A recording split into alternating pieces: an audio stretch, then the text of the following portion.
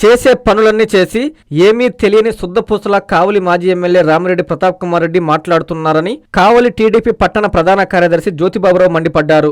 కావలి మండలం చెన్నాయిపాలెంలో అరగల కృష్ణయ్య మరికొంతమంది దళితులపై వైసీపీ నేతలు చేసిన దాడిని ఆయన ఖండించారు.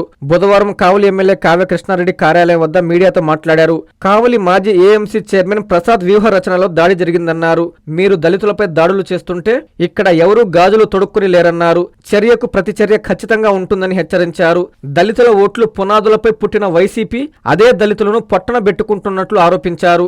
కావలిలో ఆర్థిక కుంభకోణాలు చేసిన మాజీ ఎమ్మెల్యే ప్రతాప్ కుమార్ రెడ్డి రానున్న స్థానిక సంస్థల్లో లబ్ధి పొందేలా కుట్రలు చేస్తున్నట్లు ఆరోపించారు. కావలి రూరల్ మండల టీడీపీ నాయకుడు సురేష్ మాట్లాడారు. చెన్నాయిపాలెంలో అన్ని అనుమతులతో గ్రావెల్ తీస్తున్నట్లు తెలిపారు. కులం పేరుతో దూషిస్తూ మీకెందుకు రాజకీయాలు అంటూ దాడులు చేశారని తెలిపారు. ఈ కార్యక్రమంలో నాయకులు దాసు, ఎస్సీసీఎల్ కావలి నియోజకవర్గం అధ్యక్షుడు దేవకుమార్, నాయకులు అఖిలగుంట సూరి, రాష్ట్ర మైనార్టీ నాయకులు మస్తాన్ తదితరులు ఉన్నారు. మొన్నటి రోజున 8వ తారీఖు మన కావలి రూరల్ మండలం చెన్నాయిపాలెం గ్రామంలో తెలుగుదేశం పార్టీకి చెందిన దళిత నాయకుడు అరగల కృష్ణయ్యపై మాజీ ఏఎంసీ చైర్మన్ శనివైన ప్రసాద్, తమ్ముడు ఉమామహేశ్వరరావు, ఆయన అనుచరులు ప్రసాద్ యొక్క వ్యూహ రచనలో ఆయన మీద దాడి చేయటం జరిగింది. దాడి చేయటమే కాకుండా కులాన్ని కూడా తిడుతూ ఆయన మీద కత్తులతో దాడి చేసి ఆయన్ని అన్ని విధాలుగా ఇబ్బంది పెట్టడం జరిగింది.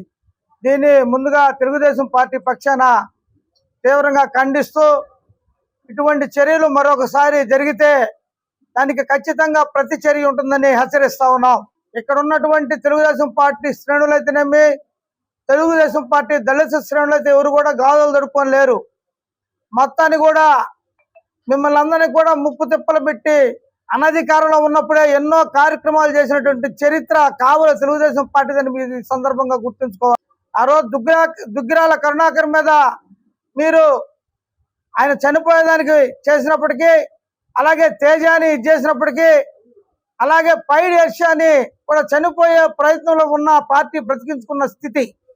ఇటువంటి దమనకాండ వైసీపీకి రాష్ట్రంతో పాటు కావల్లో కూడా పరిపాటి అయిపోయింది. కూడా ఈ వైసీపీ అనే ఒక ఇససర్పం ఆ పార్టీ నాయకుల్ని, కార్యకర్తలను ఆ విధంగా తయారు చేసి ఆ జనాల్ని మీదకు వదిలి దాడులు చేస్తూ ఉంది.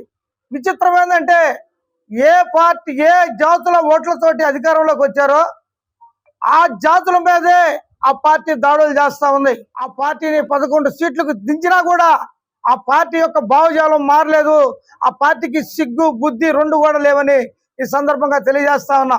ఆయన శుద్ధపూస, చూసేవాడికి అతి మెత్తగా కనిపిస్తాడు, ఎంత గౌరవంగా చెప్తాడో. ఆయన చూస్తే పాపం అయ్యో పాపం ప్రతాప్ రెడ్డి అనిపిస్తాడు. కానీ ఆయన చేసే ప్రతి ఒక్కటి దాడులే, ప్రతి ఒక్కటి ఆర్థిక కుంభకోణమే, ప్రతి ఒక్కటి కావలిని దోచుకోవడమే. దళితుల మీద దాడులు చేసి ఆ దాడులను పురికొల్పి వాళ్ళ మీద రాజకీయంగా వాళ్ళని ఎలిమినేట్ చేసి ఆ ప్రాంతాల్లో వాళ్ళందరూ కూడా భయభ్రాంతులు చేసి రాబోయే స్థానిక సంస్థల ఎన్నికల్లో మరి గెలవాలని ప్రయత్నం చేస్తా ఉన్నాడు ప్రతాప్ రెడ్డి. ఇటువంటి వ్యక్తులు సంఘ ద్రోహులు, సంఘంలో ఇటు చీడ పురుగులు, ఇటు వాళ్ళు ఉంటే శాంతి పద్ధతులు క్షీణిస్తాయి. ఇటువంటి వాళ్ళని సంఘ బహిష్కరణ చేయాలని ఈ సందర్భంగా తెలియజేస్తూ, మరొకసారి ఏ దళితుల మీదైనా దాడులు జరిగితే, తెలుగుదేశం పార్టీ శ్రేణుల మీద దాడి జరిగితే దానికి చర్యకు ప్రతి చర్య ఖచ్చితంగా ఉంటుందని ఈ సందర్భంగా హెచ్చరిస్తూ అక్కడ ఉన్న దళిత సోదరులకు కూడా చెప్తా ఉన్నాం, ఇటువంటి దాడులను మీరు కూడా ప్రోత్సహించకండి.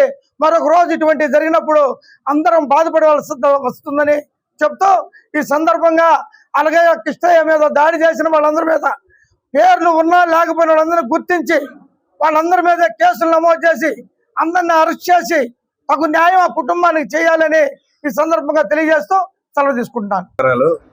నిన్న మా ఊర్లో జరిగిన అన్యాయాన్ని ఇక్కడ మాట్లాడటానికి మేము వచ్చాము.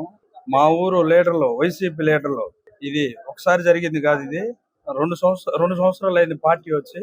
2 సంవత్సరాల నుంచి 10 కేసులు. మాట్లాడితే కత్తులు తీసుకుని వచ్చి నరికేస్తున్నారు. మేము ఇంతే, ఎవరు చెప్పుకుంటారో చెప్పుకోండి, మా రాజకీయం ఇంతే, మా స్వభావం ఇంతే, మేము చేసేది ఇంతే అని వాళ్ళు మా ఊర్లో వైసీపీ లీడర్లు ప్రతి ఒక్కరూ రౌడీజంగా ఊర్లో టీడీపీ ఉండటానికి లేదు, టీడీపీ భూస్థాపన చేపిస్తానని అని నోటికి ఎట్లా వస్తే అట్లా మాట్లాడటం ఆడోళ్ళు మగోళ్ళు. కానీ మేము చేసిన తప్పు అక్కడ ఏం లేదు, కేవలం టీడీపీలో ఉండటమే తప్పు. దాని విషయంలో అతను భూస్థాపన చేపియాలని ఎన్నో ప్లాన్లు చేస్తూ అందరిని మటర్ చేయమని చెప్పటం, మట్టి దోలేమని చెప్పి అది అక్రమం అని, మట్టి మేము దోలింది పర్మిషన్ తీసుకొని మేము పొలాల్లోకి తోలుకున్నాం. మా ఊరు పొలాలు పోతున్నాయి, అది నిజం. చెరువు కాడ తీసుకుంటారు.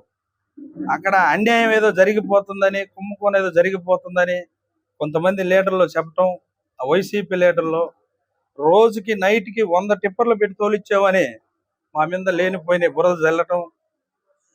3 టిప్పర్లు 4 టిప్పర్ల కంటే 1 టిప్పర్ ఎక్కువ ఉన్నా వాళ్ళ గుళ్ళేకి వచ్చి ఒట్టే చెప్పమను. దోసుకున్న కొంతమంది వైసీపీ లీడర్లు 0 నుంచి కోట్ల వరకు వచ్చారు. ఆ విషయం అందరూ తెలిసిన సత్యమే. ఒకప్పుడు వాళ్ళ స్థాయి ఏందో, వాళ్ళ రేంజ్ ఏందో ఇక్కడ కావలి మొత్తానికి తెలుసు. కానీ అలాంటి వాళ్ళు ఈరోజు ఏదో మహాత్మా గాంధీ గారు లాగా మాట్లాడుతున్నారు. దయచేసి మీరందరూ ఆలోచించి తగిన నిర్ణయాలు తీసుకోవాలని. ఈ దళితుల మీద జరుగుతున్న అక్కడ నీకెందుకురా మాలనా కొడక రాజకీయాలు అంటాం, అది ఎంతవరకు కరెక్ట్? అంటే మాదిగోళ్ళు రాజకీయం చేయొద్దా, నిలబడొద్దా, వాళ్ళ కాళ్ళ మీద వాళ్ళు నిలబడొద్దా? అదేనా మన మాజీ ఎమ్మెల్యే గారు చెప్పేది? A new dawn rises in Stonehouse-Pate, where dreams take flight and learning finds purpose. Born from the vision of our directors to create a stress-free learning environment where every child grows with confidence, joy and curiosity. A strong IIT and NEET foundation with AI, coding and robotics program nurturing innovators for tomorrow. A holistic development with discipline, creativity, leadership, an education that shapes character beyond textbooks, an environment where learning is joyful, teachers are mentors, and every student's journey is stress-free. Viswasai Group of Schools, educating future-ready minds through stress-free education. Now open at Stonehouse-Pate, playgroup to grade 7. A vision of stress-free education from the directors of Viswasai.